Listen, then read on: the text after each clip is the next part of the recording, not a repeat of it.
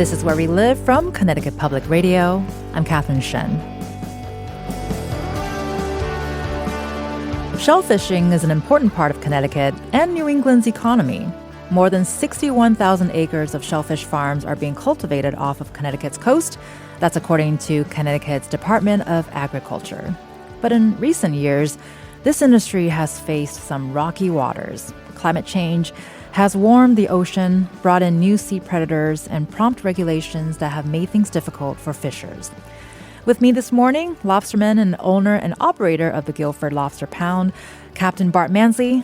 Bart, it's great to have you with us today. Good morning. Thanks for having me on. Of course. And also with us is Barbara Moran, who's the climate and environmental correspondent for WBUR. That's Boston's public radio station. Barb, appreciate you coming on as well. Thanks for having me.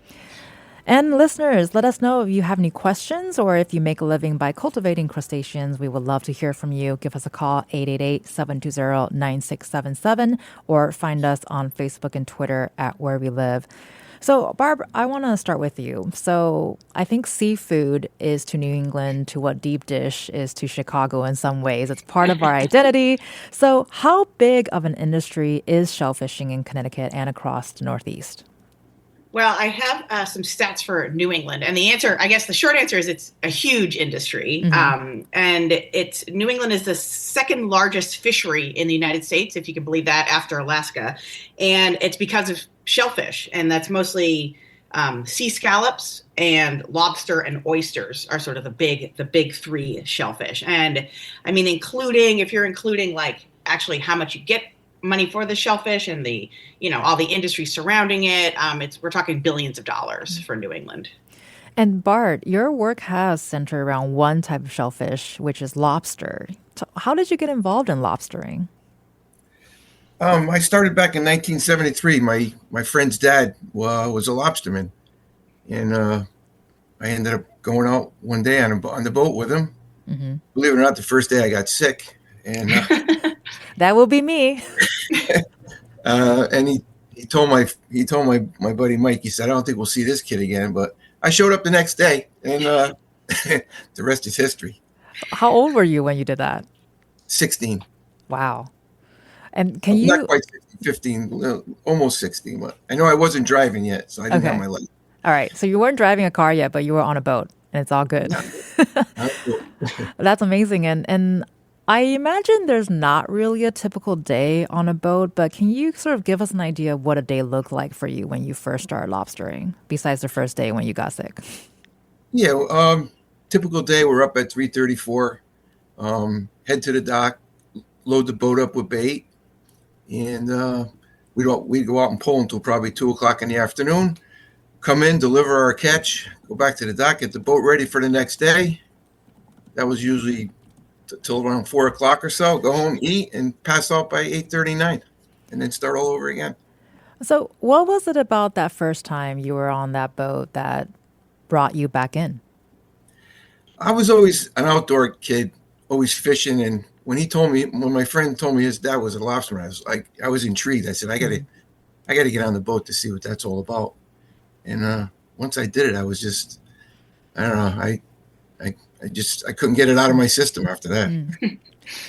I hear that a lot from people who just get drawn to the sea. Barbara, I see you nodding there. Are you a sea person? No, but all fishermen say that to me, that they have salt water in their veins, I think is what they say.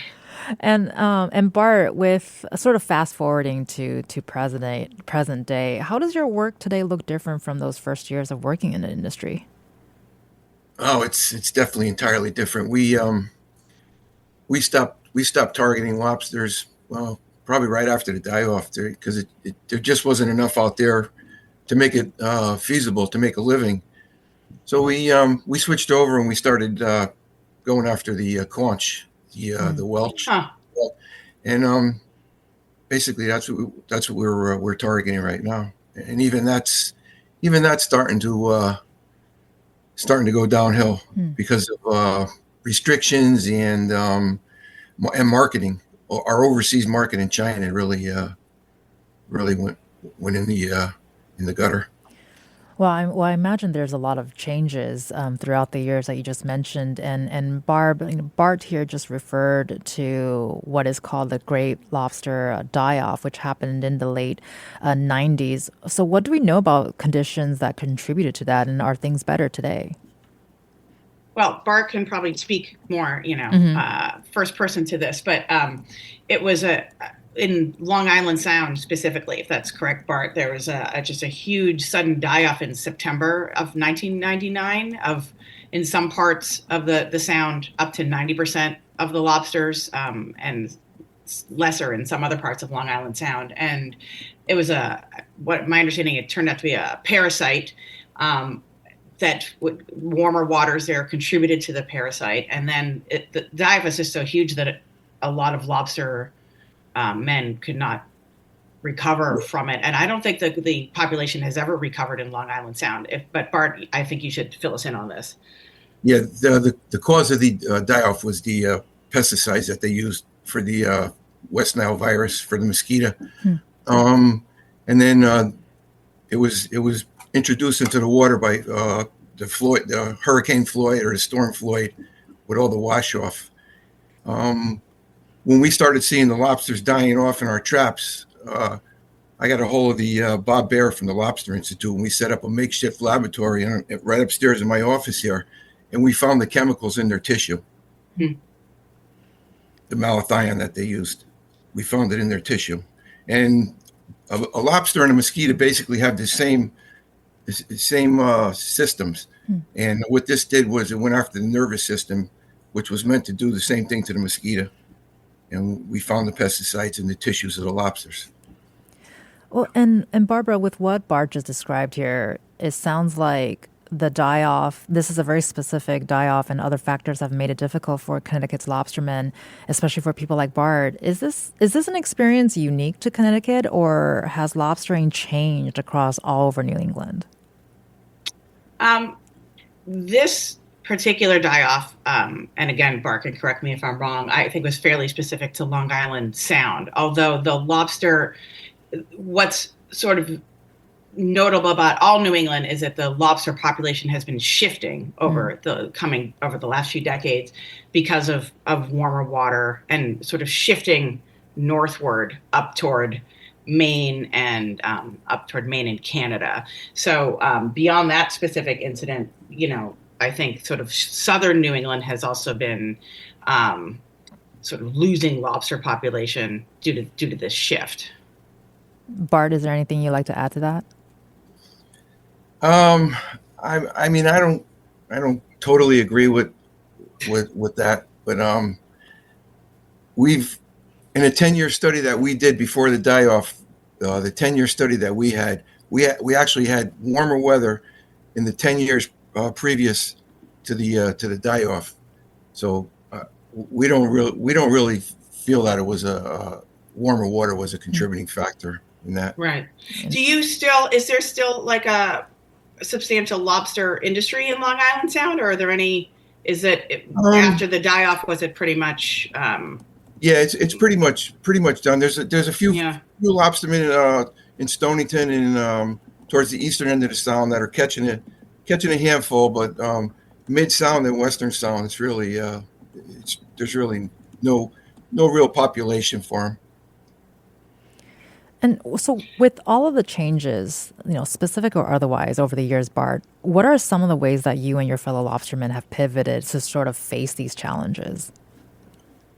Well, myself, we have an outdoor eatery here. I was one of the lucky ones. I had my own dock, and I was able to diversify a little bit. Like I said, we started targeting the conch, which was back years ago. It was a predator. And it used to be against the law to throw them back in the water. And once you caught one, you were supposed to take it in.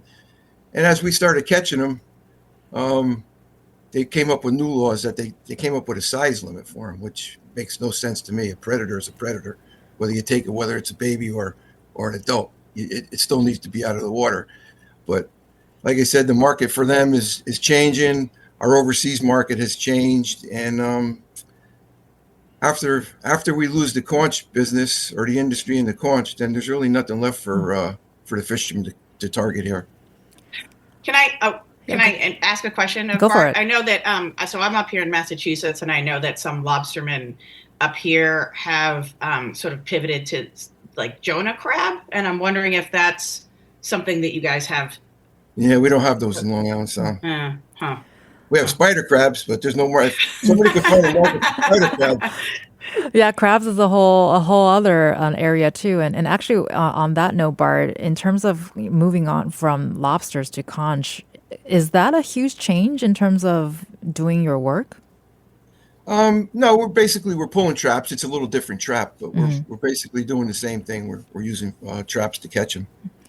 And especially because you've been in this industry for a while, are your friends or your buddies, the people you started lobstering with, are they still in the industry? Are you seeing more or less people coming in and out?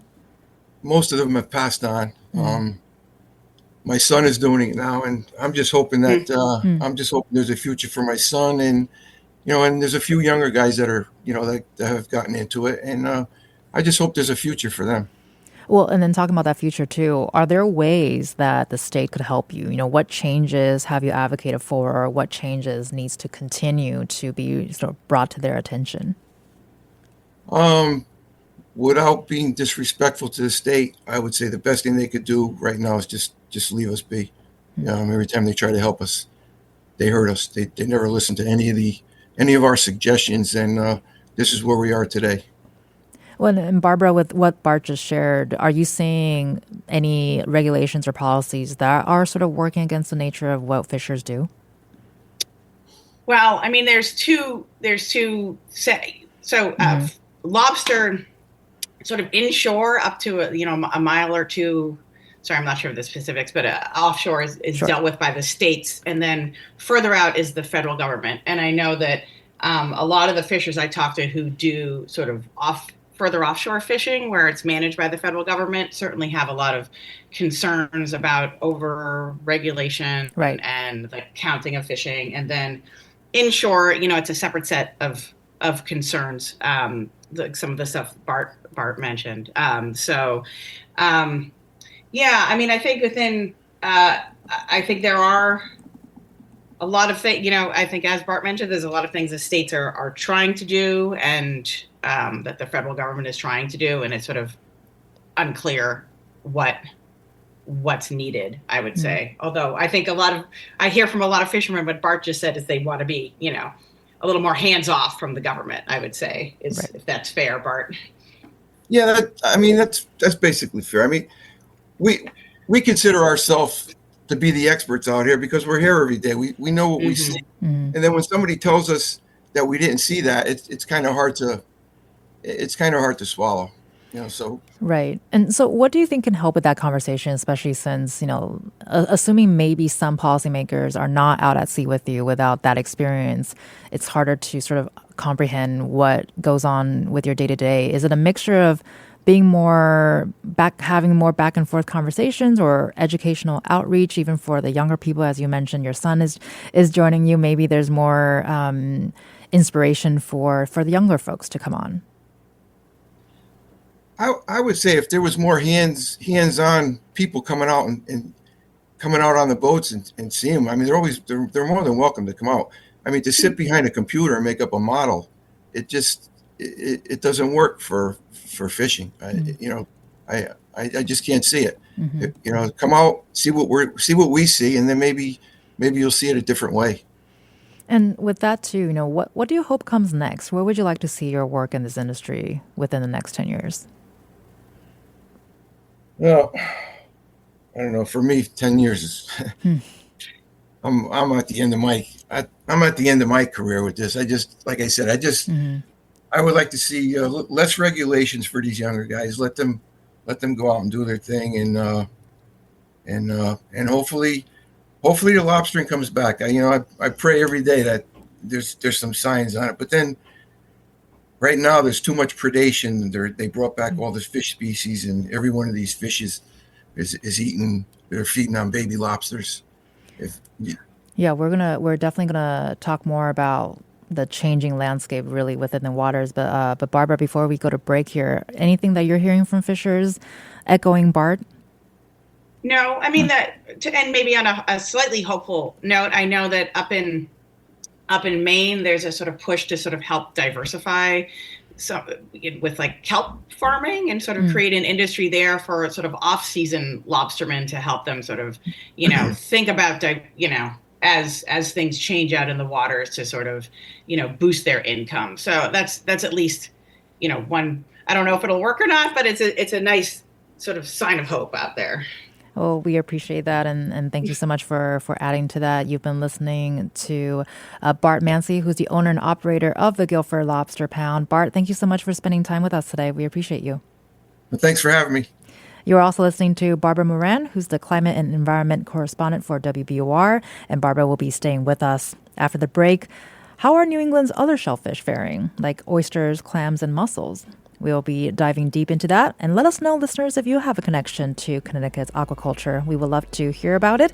Give us a call, 888-720-9677, or find us on Facebook and Twitter at Where We Live.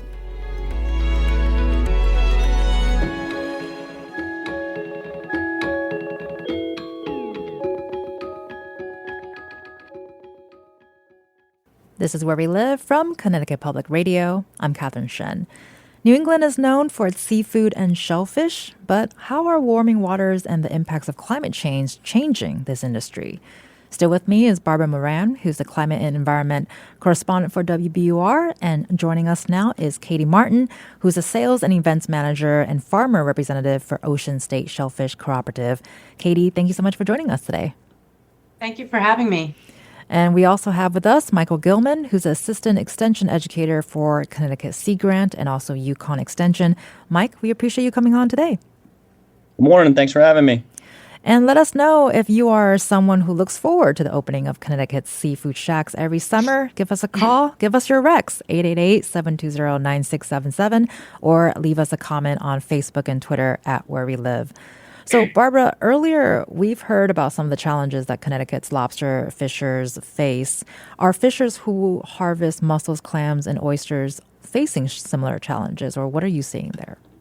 Well, that's an interesting question. So there's, because they're harvested very differently. So I'll talk about sort of sea scallops first, which are found out, in the ocean, and that's the most valuable shellfish crop in New England, and it's been sort of up and down in recent years, and there's been these sort of large-scale die-offs of scallops over, in these sort of strange ways that nobody's quite sure what's happening, that seem to be heat-related, but nobody's sure. And so they're sort of continuing to monitor that fishery. And then there's sort of the aquaculture inland, which I'm sure Mike and Katie will talk more about. And those are, farmed oysters, which are a sort of huge economic crop here in Massachusetts and sort of growing throughout New England. And these have some issues, but because they're,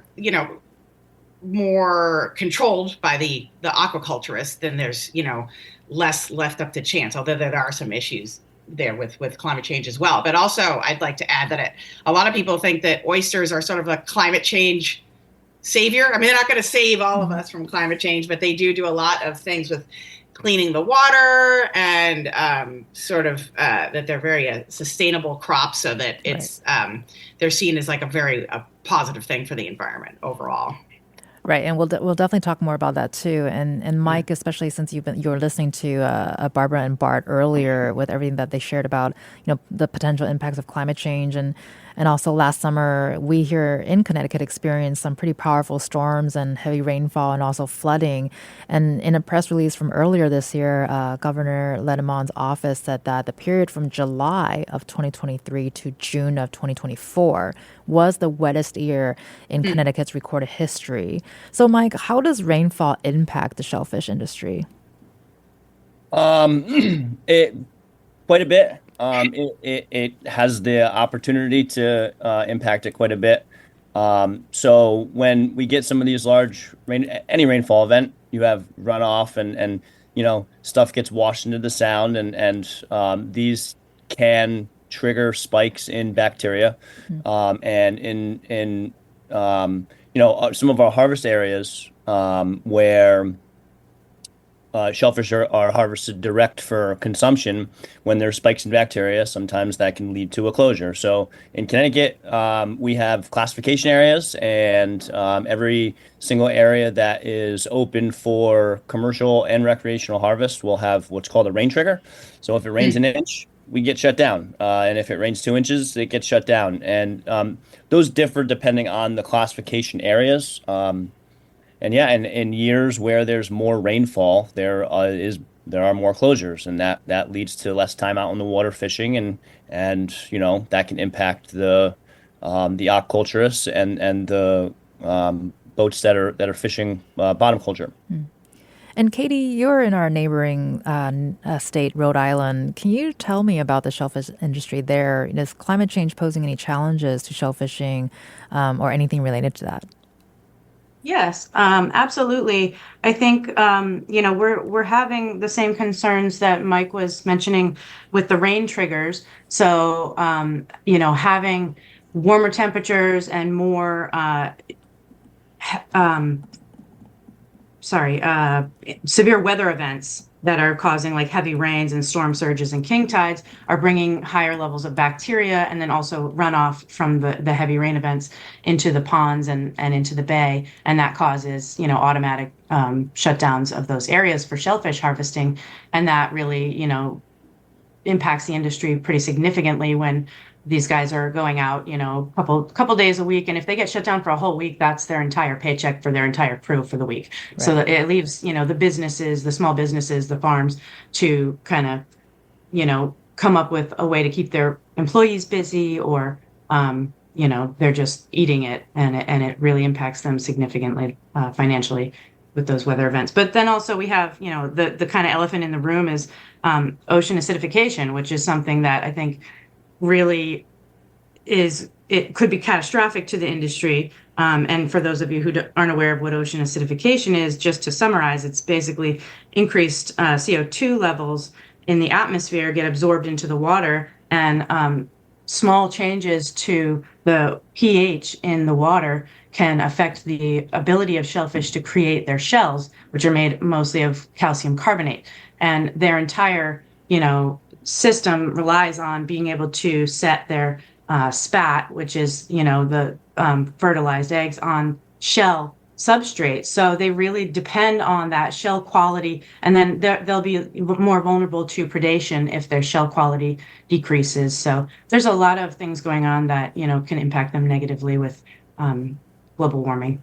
And we actually want to ask more about shells in a little bit, but I do want to take a moment to grab a caller from James, who's calling from Hamden. James, you are on the air. Hi, I was wondering whether the growing movement for vegetarianism and veganism, which looks upon fish as creatures and not just as flesh for eating, whether that's had any impact yet on the industry. Thanks so much, James, for that question. Interesting question here. If the growing movement towards vegetarianism or veganism is impacting the fish industry. Mike, is that something you can answer? It really isn't. That's not really something that I've heard too much about or have much experience in. Or Barb, is there something in your reporting that you've heard from people in general? No, it's an interesting question because I know that some vegans consider shellfish to be a vegan food because they don't have like a nervous system, I guess. I'm not really sure why that or how that consideration came in. So it is like by some vegans and vegetarians is considered like okay to eat, but I don't know if that's had any impact yet on the industry. Sure. And Katie, you have a different eye here, but I'm also curious if there's any thoughts on that. Yeah, I couldn't say specifically that we've seen an increase, not that we're really monitoring it in that way, but I think that people are more health conscious in general. And I think that there's been a lot of good information that's come out about, the health benefits of eating oysters. And that's something that people are trying to kind of grab onto, is always looking for those high value proteins and ways to kind of diversify their diet in that way. Right. Well, thank you so much, James, for calling in with that question. We'll be thinking about that throughout this conversation. And a reminder for our listeners that you can also call in with your question, 888-720-9677, or leave us a comment on Facebook and Twitter at Where We Live. So earlier we were talking about shells. And Mike, you've been working on an initiative to help New England's oysters thrive. So can you actually tell me more about shell recycling? First of all, what exactly is that? Yeah, shell recycling it's an interesting endeavor. On paper, it's really easy. You collect shells from restaurants or wherever there's a shucking operation or whatever. You allow them to go through the curing process, which is pretty much just leave them outside and let nature kind of remove and get all that organic material gone and taken care of, and then you put them back in the water to let them do their natural job, which is really to collect those set or juvenile oysters that are floating around in the water come spawning time. Um, that's It's a lot harder when you start getting into the nitty-gritty details of the process. How exactly are you collecting shells from a restaurant? How does that relationship work? And is it done within the regulatory confines of being possible? And then where do you put a curing site? And then where do you put the shells when you put them back in the water? Those are all questions that make it actually a lot harder to figure out in the long run. Well, I guess maybe just as a person walking on the beach, if I find a shell, is it better to leave it or throw it back into the ocean? Yeah, so we're mostly talking about the animals that are being harvested that are going through the food industry. Gotcha. In Connecticut, before 3 years ago, when the bill was passed, they were garbage and they had to be thrown out. And now it's actually legal in Connecticut to go through the shell recycling process and get a lot of those shells put back into the water. Well, and then because Katie mentioned earlier that there are benefits from the shells and oysters thrive from the shells, can you expand more on what are some of the like ecological benefits of shell recycling? So oysters, as Barb mentioned, they offer a lot of different ecosystem services. They are reforming creatures. And at that very heart right there, when there's no substrate for juvenile oysters to attach to, they don't have any place to go and they could potentially die if there's larvae that's floating around. So putting the shells on the bottom gives substrate for juvenile oysters to attach to, and hopefully build on a reef that's already there or potentially create one in an area where historically they did grow. And then you allow the animals can do what they do best, which is natural filter water and provide a lot of those ecosystem services. And do other states have similar initiatives like this? Yep, shell recycling is to different sizes. Shell recycling is a pretty common thing throughout the United States and in coastal states. Yes. And Katie, with what Mike just shared, I'm curious to hear if Rhode Island has any similar programs or other movements to sort of help with the ecology for our shellfish friends. Sure. So Rhode Island Department of Environmental Management works with the USDA, NRCS, which is the Natural Resources Conservation Services, and they have a program. NRCS runs a program called EQIP, which is the Environmental Quality Incentives Program. That's a lot of letters there. But that's basically a Rhode Island oyster restoration initiative that they're working in partnership to buy shell from the farmers, but that's not so much coming out of the waste stream from restaurants. It's coming off of the farms, so that's like the dead cull as they're picking through. And we don't really have a great program for capturing the resource as it's coming out of the waste stream or going into the waste stream from the restaurants and the end users. So that's something that I've got a lot of questions about over the years. And I would really love to, work with some folks on figuring out a way to kind of navigate the challenges of, how do we get the shell? How do we get the restaurants to collect the shells, and how do we collect them, and who's doing that, and who pays for that? Where do they go? But there's also a process to consider. because the shells have a little bit of a meat still attached to them, they're not considered clean, and you can't put them right back in the water. So there's an aging process that needs to happen. And I think it's a year. So there are some rules and regs that you have to kind of navigate and figure out a site for, where it's going to be dried, whether it's mechanical or just, air dried somewhere and then transported again. So there's a lot of transportation involved in getting the shells from the end user. And this isn't really like a valuable product at this point. It's a waste product. So any associated costs are kind of like the main hurdle to getting those shells back in the water to create reefs. But like I said, the RIDEM and NRCS are doing a buyback program from the farms themselves, and then paying them for the shell waste, and then they're putting them back on specific sites to encourage other shellfish growth in that area. Well, and I think like many processes, just as you just mentioned, the list of things to think about, even something as in your mind, it may be as simple as returning the shell back to the ocean, but clearly it is not. Would you say we're living through sort of an innovative time in the industry? Because it sounds like there's a lot of things that are changing, a lot of conversations that are happening, but a lot of sort of slow and steadiness to it. Sorry, was that question for me? Yes, Katie. Just following what you were just sharing with all of the things that you're considering, and we're talking about one specific thing, and it's recycling shells. But I'm curious to hear if this is a time for a lot of innovation because of all the changes and all the conversations that you're having in making those changes.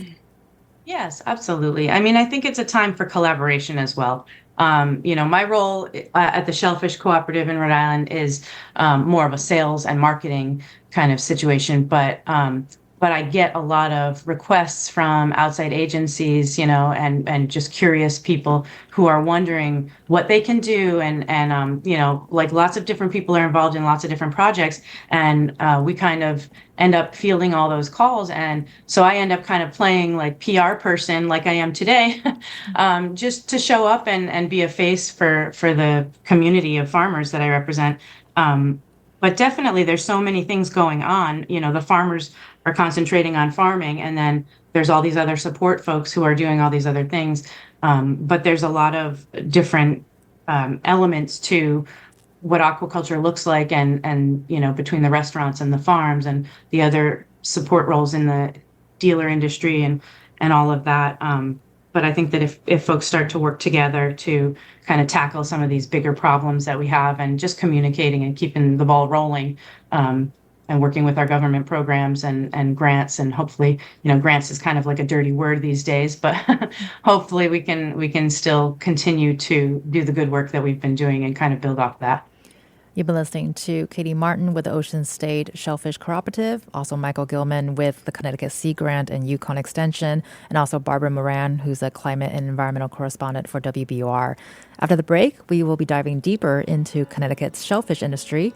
Join the conversation. Let us know if you have any questions, 888-720-9677, or find us on Facebook and Twitter at Where We Live.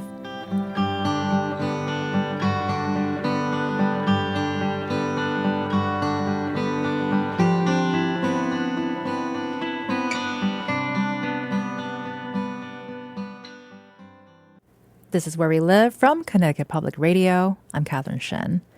Summer's around the corner, and for many people, summer means shellfish, lobster rolls, clam chowder, oysters, you name it.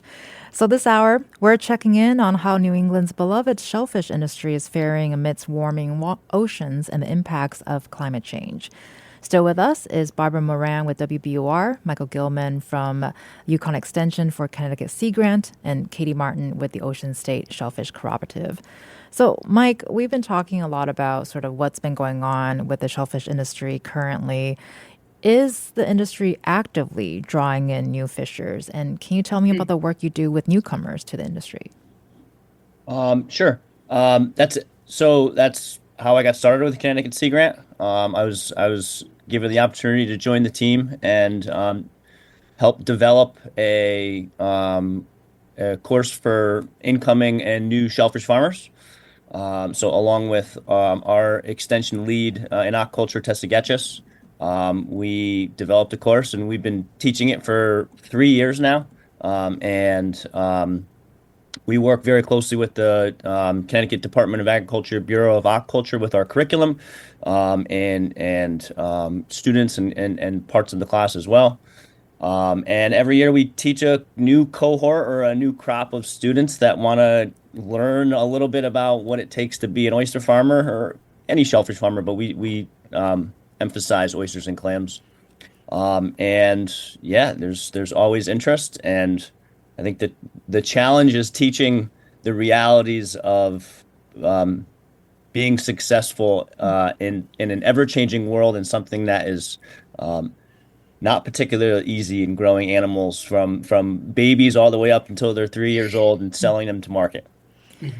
Well, and Katie, earlier we heard from Bart Mancy, who's the owner of the Guilford Lobster Pound, and how he went out on a boat for the first time one day and never got off it pretty much. And one of the challenges of shellfishing and lobstering really is actually getting out on a boat, and people have to navigate transportation of their shellfish as well, everything from keeping them cold and fresh to selling them. How does your work make that process a little easier? Um, So, oh, I'm sorry. I thought she go was ahead. asking me. Go for it, Katie. Oh, I'm so sorry. So at the Shellfish Co-op in Rhode Island, we kind of consolidate all of the processes post harvest for the farmers. So they are able to specialize in doing what they do best, which is farming and staying out there on the farm and really maximizing their production.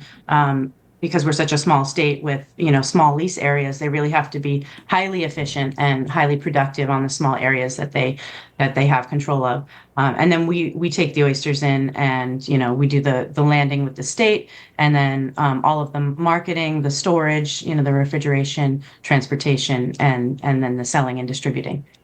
Mike, did you want to add to that? Nope, sorry. Okay, all good. And just a really quick follow up there, Katie. Would you say that the shellfish industry is growing in Rhode Island? I think that we're seeing a little bit of, some farm succession happening and a little bit of a younger generation coming in. And then we're seeing some of the more established farmers purchasing and expanding their current lease areas. So some of them are diversifying, where they might have had one lease in one of the salt ponds, and now they have one in the, pond and one in the bay. I'm seeing a little bit of a trend towards folks moving away from the salt ponds because of the rising water temperatures, and they're having more closures in those areas due to the weather events and rainfall, and just the rising water temperatures. And then, there's the increased risk of Vibrio with the warmer waters. But I think that the industry is actually kind of stagnant as far as growth goes. The value of the industry is increasing, but if you look at it, with inflation, it's fairly stagnant, and we are not seeing a terrible amount of growth at the moment. At the co-op, we're seeing some growth just within our business model and with the farmers that we're working with right now. But yeah, I'd like to see more growth in the industry in general in the state. Well, and Barbara, I know we've been talking about warming waters, and Katie just mentioned it impacting the industry as well. Do you want to jump in with your thoughts and maybe have a question for Katie and Mike here? I did. Yeah. I know we talked about a couple effects of climate change, about sort of stormwater runoff increasing as well as the heat. And Katie mentioned the acidification. And one other sort of odd climate change effect we've been seeing up here in Massachusetts, and I'm wondering if you're seeing it elsewhere in New England, is as winters are getting warmer and as weather is getting more unpredictable. I understand that oyster harvesters tend to protect the oysters from getting destroyed by ice in the winter, and when they're very cold, they sometimes will take them out and put them in a separate place when there's a concern about ice forming. But with the weather being so unpredictable, it's unclear sort of when to do that. And I know that some farmers up here have lost big chunks of their crop because of the unpredictability of winter. And I wonder if that is sort of playing out with you guys at all, if you're seeing that down south yet. Mike, you don't want to take that one first? Yeah, so that process is called oyster pitting, and it's not totally a Long Island Sound, Connecticut thing. Ice is always a huge issue during the winter. So a lot of our gear farmers, and that's something that we talk about in our class a lot. You have to make the decision in the winter as to what you are going to do with your crop and how are you going to keep it safe. And that goes all the way back to the permitting process. So preparation is incredibly important. But ice can destroy a farm in a day. Those are, and we still do get ice. There's patches of ice, even this past winter. It's still an impact. It's something that the farmers have to take into consideration, along with that whole rainfall aspect that we talked about earlier. So disaster preparedness has been a really big topic of conversation. Ice is a big one. Rainfall is another one. I did want to point out also from the initial conversation that the Department of Agriculture has done a lot to reduce the amount of time that farms are closed based on rainfall in order to get boats up and running quickly and back out onto the water. So that's been something that has been emphasized over the last year. And Katie, is that something that you're seeing in Rhode Island as well? Is ice a big issue? Any natural disaster preparedness that you're seeing there? Yes, we don't have a ton of folks who pull their oysters out or relocate them. That's usually something I feel like happens more up in Massachusetts, where they are more working in the intertidal zone. So we do have a couple of farms that operate in fairly shallow water, so that they're a lot more vulnerable to those extreme weather events where they have, dangerously low temperatures and maybe like where the tide is out and the wind is up and it's very cold. So then they'll have a freezing event and then they'll have a major mortality, which, has always been a risk. But I think that the more extreme weather events that we have and the more they become so unpredictable, the farmers can't necessarily prepare for them in the same way. So that's definitely something that they're concerned about. Right. And talking about a lot of preparedness, Barbara, here, we know that the Biden administration poured hundreds of millions of dollars into NOAA fisheries for climate change efforts. And NOAA is the National Oceanic and Atmospheric Administration. Some of those millions went into fisheries initiative. Do we know whether President Donald Trump plans to follow in these footsteps? No, we don't know. The Trump administration came out last week with an executive order basically requesting sort of the overhaul of fisheries regulations in all ways, but it's sort of yet to be seen how that pans out. I would say, most fishermen that I speak to are pretty optimistic about the Trump administration deregulating a lot of the industry. But again, it's sort of unclear what exactly is going to happen. I mean, I also do think a lot of the funding that you mentioned came through the Inflation Reduction Act. A lot of that funding has been frozen or rescinded. But again, it's still unclear about how much of that might continue to go forward. But right. Mike and Katie are probably on the ground and seeing some of that play out right now. Mike, is there anything you want to add to that too? Not particularly. It's a changing landscape, and we have to make sure that we have the ability to work and do whatever we can within the confines of what we can on a daily basis, and that's what we try to do. Right. And Barbara, just to follow up with a question earlier, too, as we heard from Bart, who owns the Guilford Lobster Pound, he mentioned that he would actually like to see the government get involved less.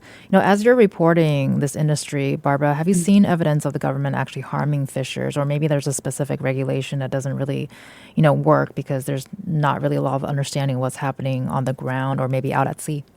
Yeah, well, it's interesting. There's two things that pop into my head. Mm-hmm. One is that there's a lot of sort of movement of fish, like in New England, I'll say this isn't a shellfish situation, but black sea bass, which is a traditionally sort of mid-Atlantic fish, is moving much more into New England. And it's a very valuable fish, but there's not many permits for it up here in New England, right? Because the industry has sort of failed to keep up with the pace of climate change, not the industry, but the regulations. And, there's a lot, as Bart mentioned, there's a lot of disagreement among fishermen and the sort of regulators about where the fish are and how many there are and where there are. So that's been a discrepancy that I think a lot of fishermen would say, that they're sort of too tightly regulated and should be allowed to fish for more of what they're seeing.